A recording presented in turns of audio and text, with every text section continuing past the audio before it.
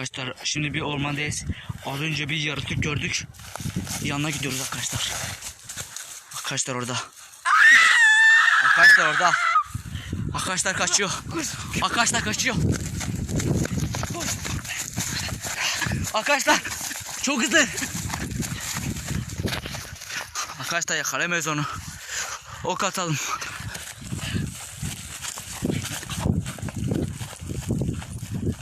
Arkadaşlar görüyor musunuz? Şu anda bir hareket yapıyor ama ne yaptığını bilmiyoruz. Galiba arkadaşlar çağırıyor. Koşalım koşalım ancak koş. Arkadaşlar orada. Kaçtı arkadaşlar.